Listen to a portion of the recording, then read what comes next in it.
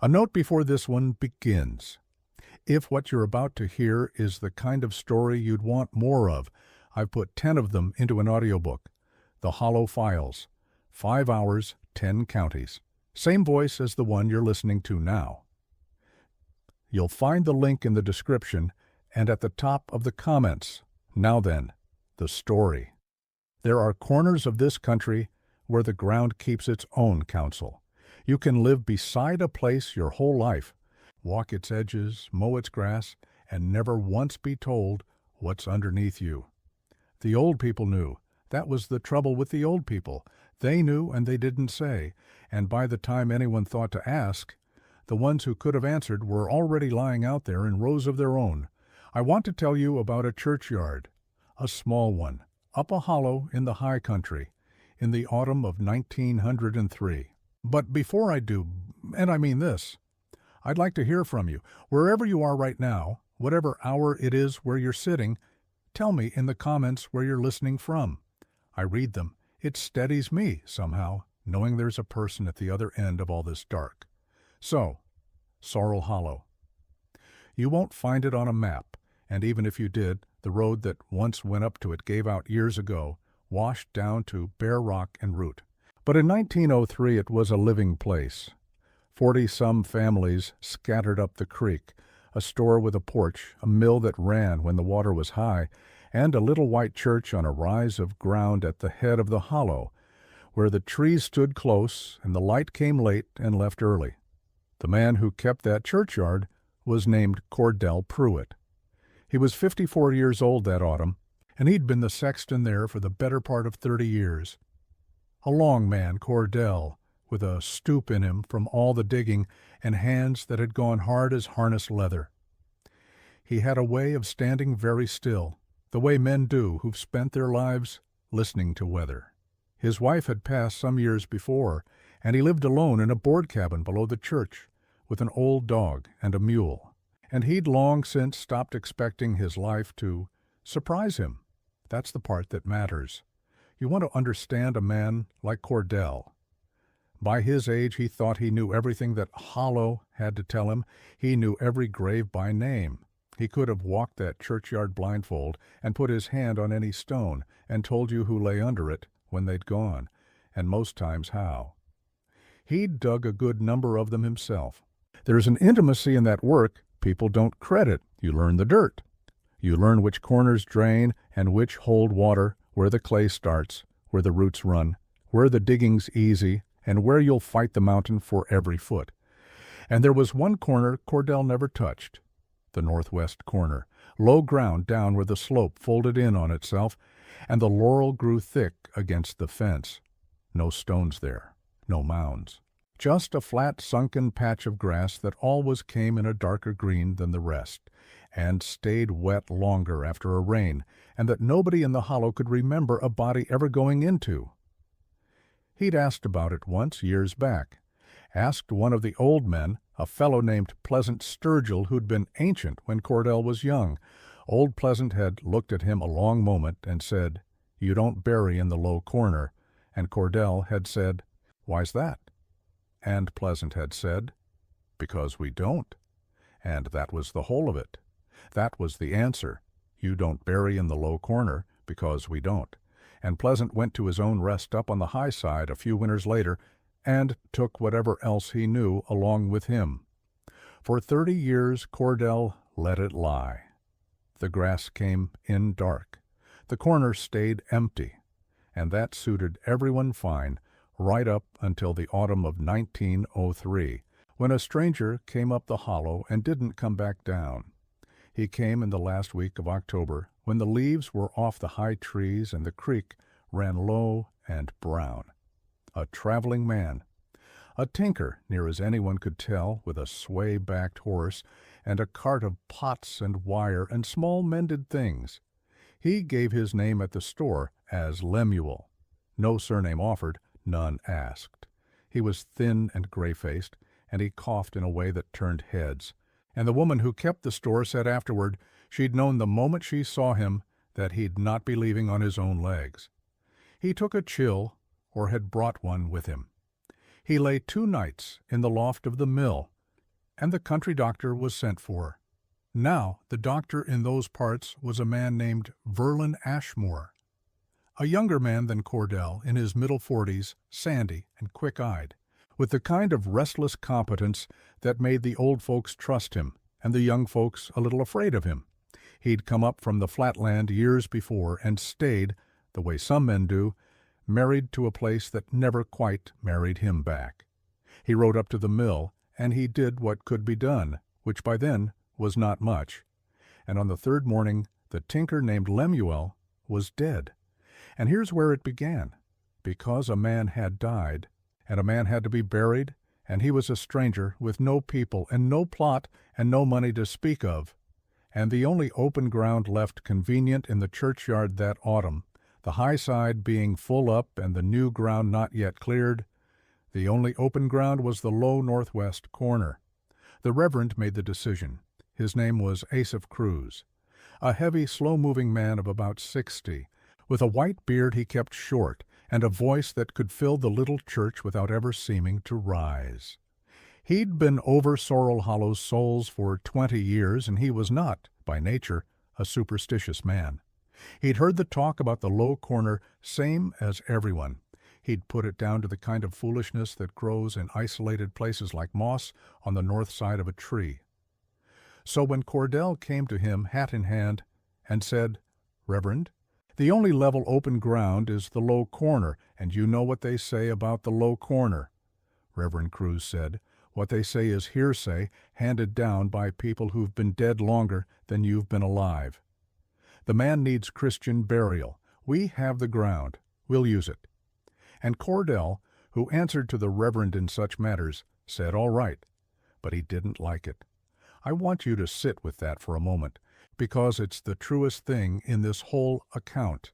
A man who'd dug 300 graves and never blinked, standing at the edge of one patch of grass he'd left alone his whole working life, being told to put a shovel in it at last, and feeling, somewhere down under his ribs, a cold he couldn't have named. He dug it on the 1st of November. The digging was wrong from the start. The ground gave too easy. Cordell said later it was like cutting into bread dough, soft and damp and giving, with no clay and no rock, which made no sense at all for low ground that should have been packed and heavy with water. The walls of the grave wouldn't hold their shape. They sagged inward as he worked, slow, the way wet sand will, so that he had to keep cutting it back, and the deeper he went, the worse the smell came up. Not rot. He knew rot. This was older than rot. A cold mineral smell, like the breath off the inside of a deep well, like stone that's never seen the sun. He got it dug. They buried the stranger that afternoon, Lemuel the tinker, with the Reverend reading over him, and a handful of folks standing by out of decency, and they filled the grave and they went home. And that night the dog began to bark. Cordell's dog was an old hound named Tice, half-deaf and mostly content, the kind of dog that hadn't worked up the energy to bark at anything in years. But that night, sometime in the small hours, Tice set up a sound Cordell had never heard out of him. Not the bark of a dog at a possum or a stranger, but a low, continuous moan, throat deep, the sound a dog makes when it's caught between wanting to run and not daring to. Cordell got up, lit the lamp, went to the door. The dog was standing in the yard, rigid, facing up the rise toward the church, toward the low corner, hackles up the whole length of its spine, and not moving, not 1 inch, just standing there, making that sound at the dark. Cordell looked where the dog was looking. There was nothing. The church was a pale shape against the trees. The graves were where graves are. The night was still, too still, he thought later, the way a night gets still when the insects stop. No wind, no creek sound somehow, though the creek ran not 40 yards off. And down in the low corner, where they'd buried the stranger that afternoon, Cordell could have sworn, he never said this to many people, he could have sworn the fresh-turned earth was darker than he'd left it, wetter, as though something underneath had been working it from below. He told himself it was the dew. He brought the dog inside, which he never did, and the dog lay shivering against the cold stove all night and would not be comforted. And in the morning Cordell walked up to the churchyard in the gray light to see what there was to see. The grave was disturbed, not opened, nothing so plain as that. But the mound he'd raised over it the day before had settled is the wrong word, shifted. The whole low mound of fresh dirt had moved, maybe a hand's breadth, downslope, toward the lowest point of the corner. The grass at the edge of it was pressed flat, in a way that the rain hadn't done because there'd been no rain. And around the foot of the grave the soil was turned over fresh, dark, and crumbled, as though somebody had been at it with their hands in the night. No tracks. That was the thing Cordell came back to every time for the rest of his life. He looked. He was a man who could read ground the way a preacher reads Scripture, and he got down on his knees in the wet grass, and he looked all around that grave, in every direction, and there was not one print, not a boot, not a paw, not the three-toed scratch of a buzzard. The dirt was turned and the grass was pressed, and not one living thing had walked there to do it. He fixed the mound back, tamped it down hard, and he stood there a while in the cold, and then he did something he was a little ashamed of after. He spoke to it. He said out loud, to the grave, "You stay where you're put. Now. I told you the old people knew things and didn't say. I want to come at that from a different direction now, because there was one person left in Sorrel Hollow who'd been alive long enough to remember what the low corner was before it was the low corner. Her name was Mahala. She was past 70 that autumn, a small, bent woman who lived alone at the very top of the hollow in a cabin that leaned a little more every year, and who came down to the store maybe once a month for what she couldn't grow or trade for. People treated her with the careful courtesy that mountain folk show their very old, which is a kind of respect with a thread of unease running through it. She'd been a young woman, a girl even, back in the years before the church was ever raised. She remembered the hollow before, and it was Mahala in the end who told Cordell what he'd dug into. But that came later, and it came hard, and I'll get to it. First the corner got worse because it did not stay where it was put.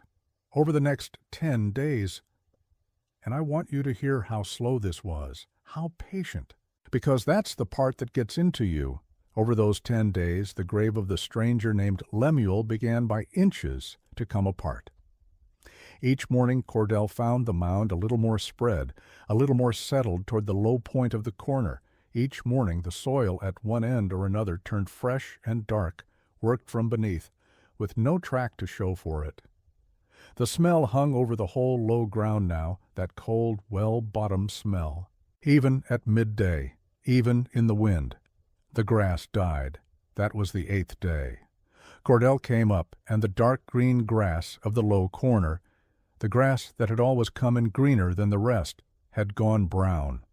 Not autumn brown, dead brown. In a perfect spreading patch, with the new grave at its center, like something underneath had stopped feeding it and started taking instead. And the birds left. There'd always been crows in the big oak above the churchyard. Always. Cordell had cursed them and thrown rocks at them for 30 years. They were gone now. The oak stood empty and silent over the low corner, and the silence under it was the kind that presses on your ears. He stopped sleeping much.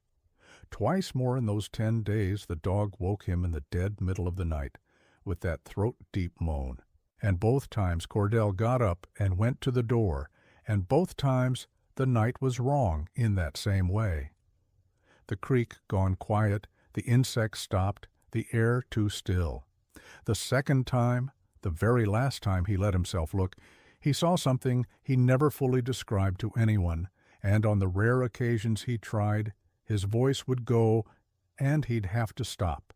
He said only this. He said there was a figure standing at the tree line above the low corner. Tall. Too tall.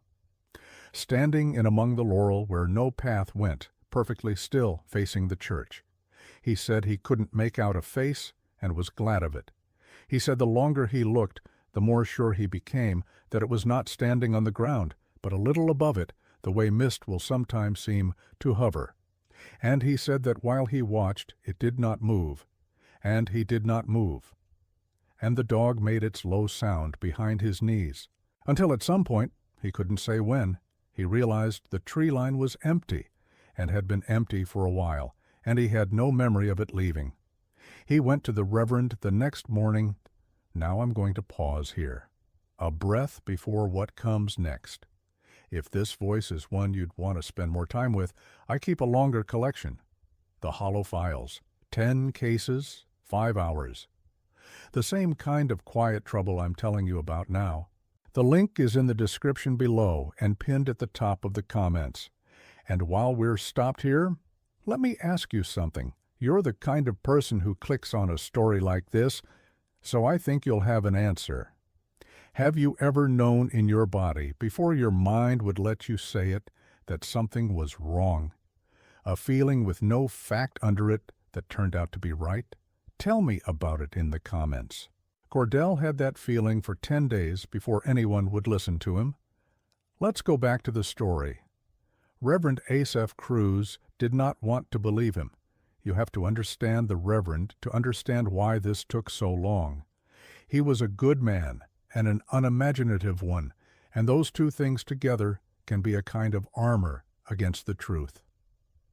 He listened to Cordell describe the moving grave and the dead grass and the figure in the laurel, and he heard a tired old man who would let the loneliness and the foolish talk of the hollow get the better of his nerves.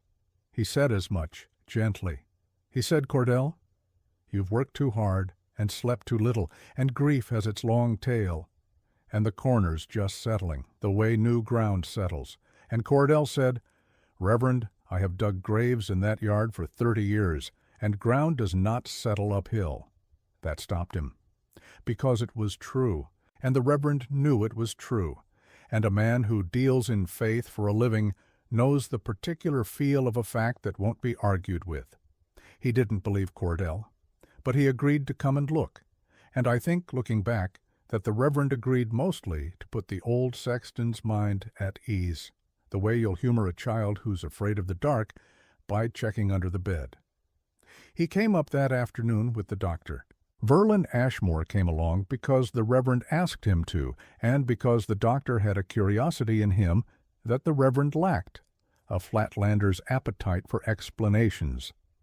The three of them stood at the edge of the low corner in the gray afternoon, and the doctor looked at the dead grass and the moved grave and the turned soil, and the easy certainty went out of his face. He crouched down. He sifted the fresh-turned dirt through his fingers. He held some up to his nose and put it down quick. He looked at the way the mound had crept toward the low point, and he looked for tracks the way Cordell had looked for tracks, and he found none. And Cordell watched the doctor's clever face go through every reasonable explanation and come out the far side with nothing. The doctor said, an animal. Cordell said, what animal leaves no track? The doctor said, water then, underground water, moving the soil. Cordell said, water runs downhill, doctor. It does not climb a mound and turn it over and pack the grass flat in a ring. And the doctor didn't have an answer for that. It was the Reverend of all of them who said the thing that turned it. He'd been quiet, standing back from the grave with his hands folded the way he stood in church. And he said almost to himself, this was the low corner. And Cordell said yes. And the Reverend said, the corner old Pleasant Sturgill always told us to leave be. And Cordell said yes, that one. And the Reverend stood looking at the dead patch of ground a long time. And then he said, I think we'd best go and talk to Mahala Tackett. So they did. The three of them, that same evening, climbed to the top of the hollow as the light failed, to the leaning cabin where the oldest living soul in Sorrel Hollow sat by her fire. She knew why they'd come before they got the door shut. That was the worst of it, the way Cordell told it. They hadn't said a word, and old Mahala looked up at the three of them filling her little doorway, and her face just fell, went slack and old and frightened all at once. And she said you dug in the low corner? Not a question. The Reverend said they had, said they'd buried a stranger there, having no other ground, and that since then there'd been disturbances. He used that word, disturbances, the careful word of a careful man. And Mahala told them what the low corner was. I'll tell it the way she told it, as near as it's come down, because the shape of how she said it matters as much as what. She said, before there was a church on that rise, there was a settlement. Not in the hollow proper. Up above it, on the far side of the ridge, in a high cove that nobody farmed any more, and nobody went to. A settlement of people who'd come in from somewhere. She didn't know where. It was before her time even, told to her by her own grandmother. People who kept to themselves and didn't trade and didn't come to meeting, because there wasn't any meeting then, just the high cove and its people, and whatever it was they believed up there. And one winter she said, a bad winter, something happened in the cove. She didn't know what. Her grandmother hadn't known what, or wouldn't say. Only that in the spring, when the lower hollow folk finally went up over the ridge to check on their strange neighbors, the cove was empty. The cabins stood open, the fires were long cold, and the people of the high cove were gone, every one, and they were not, Mahala said, all of them accounted for. That was the phrase her grandmother had used. They were not all of them accounted for, some, she said, were found. And those that were found were brought down off the ridge, because you don't leave the dead lying, whatever they were in life.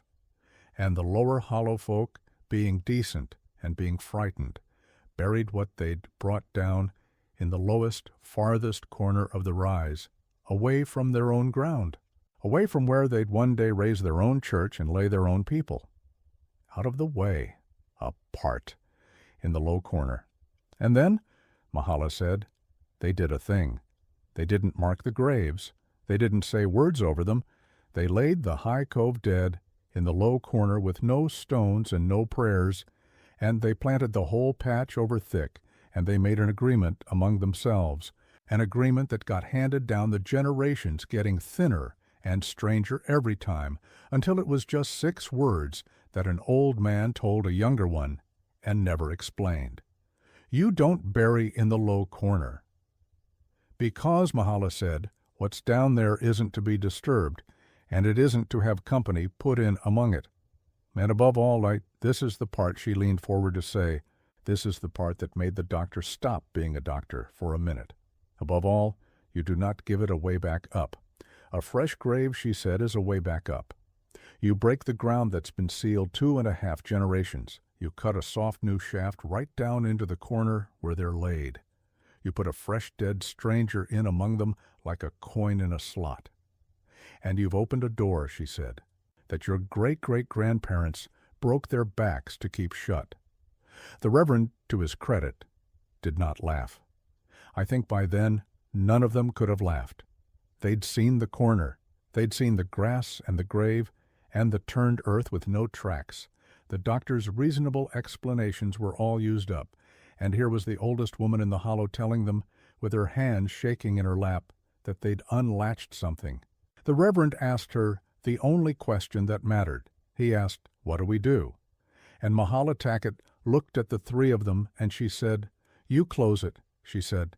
You take that poor stranger out of the low corner, because he's the wedge holding the door, and you lay him in clean ground up on the high side where he ought to have gone. And you fill the low corner back the way it was, and you say your words over the whole of it, every grave, marked and unmarked, and then you leave it be for good, and you tell whoever comes after you the same 6 words that got told to you. You don't bury in the low corner. And then she said one more thing. She said, do it by daylight. Whatever you do, do it while the sun's up.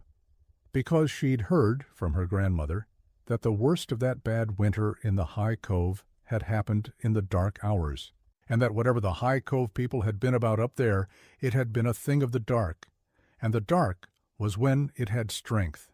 They meant to do it by daylight. I want that on the record. They were not foolish men. They went home that night, having agreed they'd open the stranger's grave the next morning in the full of the day, with the Reverend present to pray over every shovelful, and move Lemuel the tinker to the high side, and seal the corner, and be done. But it didn't wait for daylight. That very night, the night after Mahala told them, before they could put a single shovel to the ground, the corner came open on its own. Cordell woke to the dog. But this time the dog wasn't moaning. This time the dog was screaming, the way a hurt animal screams, a sound Cordell had heard maybe twice in his life and never wanted to hear again.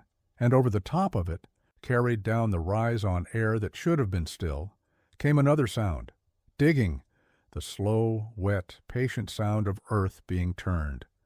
Up at the church, in the dark, in the low corner, and Cordell Pruitt, 54 years old, who had dug 300 graves and feared nothing in that churchyard for 30 years, stood in his own doorway in his nightclothes with a lamp shaking in his hand, and could not make himself go up the rise.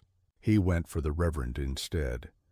He woke Reverend Cruz, and the two of them, by the time they'd dressed and got a lantern lit, were joined by the doctor, who'd heard the dog from his own place across the creek and come at a run with his bag, as if a bag could be any use against what was waiting. And the three of them went up the rise together in the black middle of the night, against everything the old woman had told them, because the alternative was to stand at the bottom and listen to that digging, and not one of them could do that either. The smell hit them first, halfway up, that cold, well-bottomed smell, but thick now, thick enough to taste, rolling down the rise to meet them. Then the lantern light found the corner, and what they saw there... I have to be careful now, because this is the part that the three of them never told straight, not to each other and not to anyone, the part where the accounts go quiet and the words run out. I'll tell you what's known. The stranger's grave was open, not dug open, fallen open, caved inward and down. The soft soil collapsed into a shaft far deeper than Cordell had ever dug it, far deeper than the corner had any business being. And the stranger's coffin was not in it. The plain pine box they'd put Lemuel the tinker in 11 days before was simply gone, vanished down into that dark, or pulled. And in the bottom of the open shaft, in the swimming lantern light, the three men saw the older ground that the corner had been hiding for 2.5 generations. They saw the high cove dead. That's all I'll say of it plainly.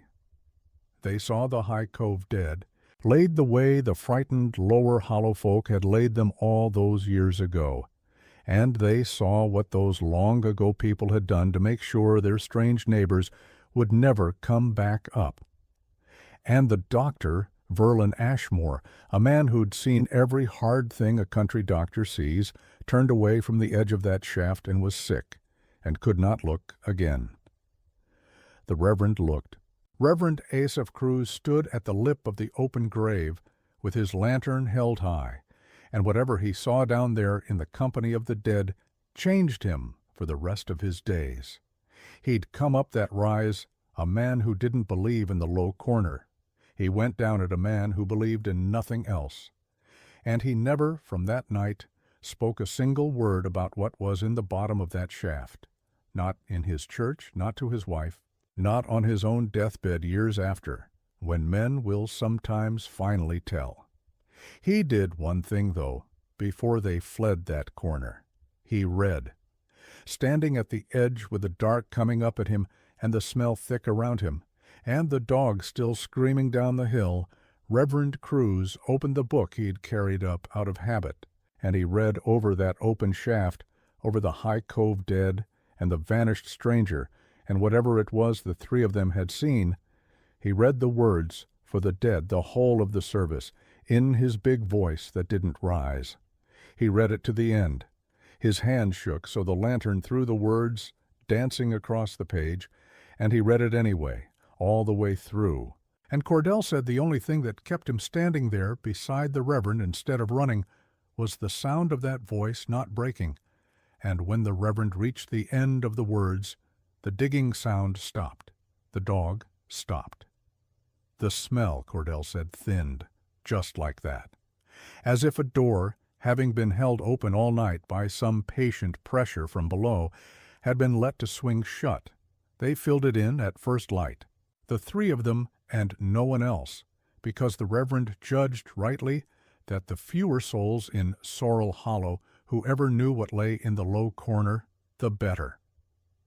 They filled the open shaft with their own hands through the whole of that day, working in silence, the doctor pale and the Reverend gray and old Cordell moving slow and steady the way a man moves when work is the only thing holding him together.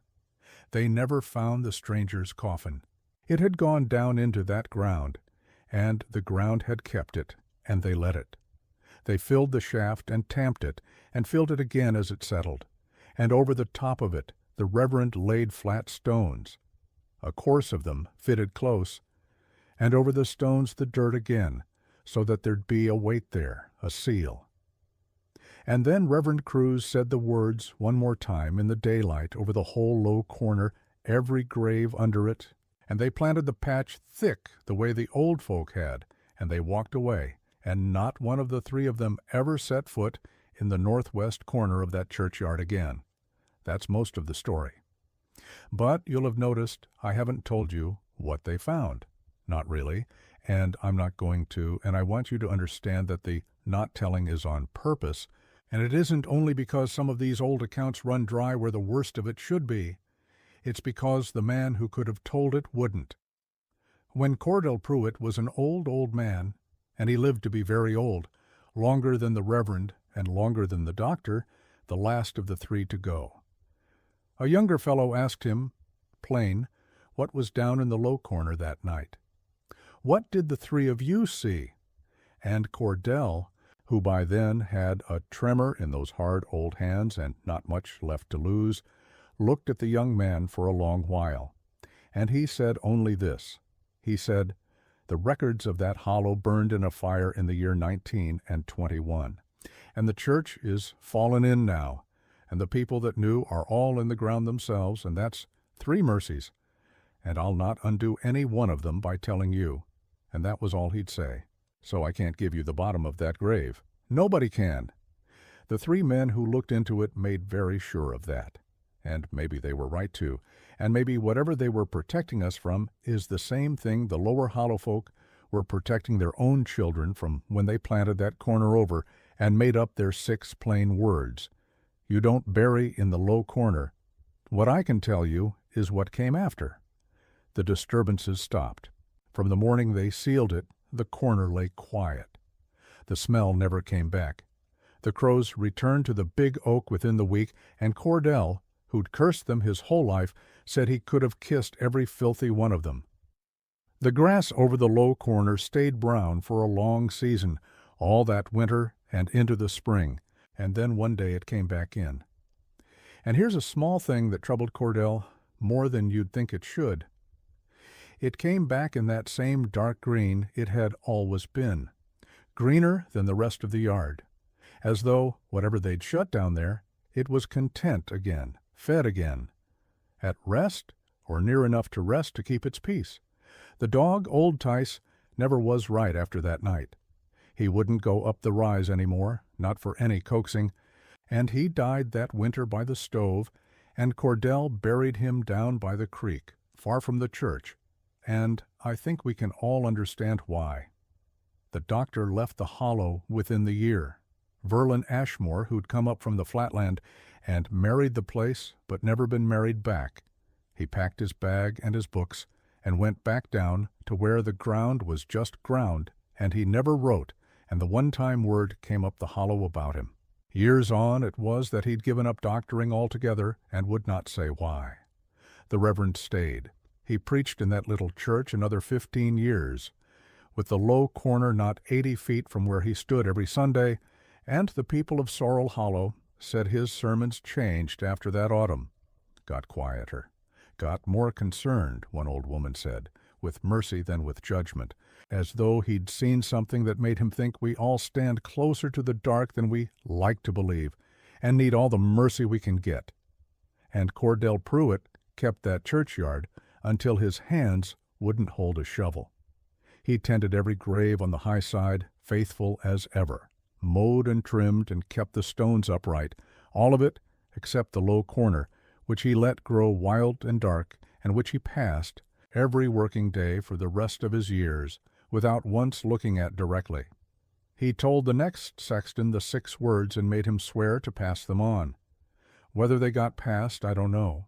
The church has fallen in now, like he said. The road's washed out. Sorrel Hollow's gone back to the trees, but the corner's still there. The rise is still there, under the laurel and the second-growth timber, and somewhere in the northwest of it, under flat stones fitted close and 2.5 generations of patient dark grass, the low corner is still sealed the way 3 frightened men sealed it in the autumn of 1903. And I'll tell you the last thing, and then I'll let you go. Cordell Pruitt, near the end of his life, told that younger fellow one more piece, not what they found. He'd never give that. But he said that for the rest of his years, every so often, on a still night with no wind, when the insects stopped and the creek went quiet the way it had gone quiet those nights so long ago, he'd wake in the dead middle of the dark, certain he'd heard a sound, the slow, wet, patient sound of earth being turned, and he'd lie there in the black, an old man alone, and he'd listen, and there'd be nothing, just his own heart and the silence. And after a while he'd tell himself it was a dream, the way you do, and he'd turn over and find his way back toward sleep. But before he did, and this is the thing he said last, the thing he said quiet, looking at his hands, before he did, every single time, he'd find himself saying the same words he'd said to that grave the very first morning, all those years ago, saying them out loud, alone, into the dark, like a prayer or a warning or a plea. He couldn't have told you which. You stay where you're put, and you, listening now, wherever you are, whatever hour it's reached where you're sitting, let me ask you this before we part. Do you believe there are places that were never meant to be opened? Doors your grandparents shut for reasons they couldn't bring themselves to write down? Tell me in the comments. And if there's a corner like that where you're from, a patch of ground the old people always told you to leave be, and never would say why, I want to hear about it. It might just become the next story I tell. This has been Macabre Forgotten Tales. If this is the kind of dark you like to sit in, the Hollow Files is waiting for you. 10 of these, 5 hours. Link in the description and pinned at the top of the comments. Stay with me for the next account. And until then, mind the low corners.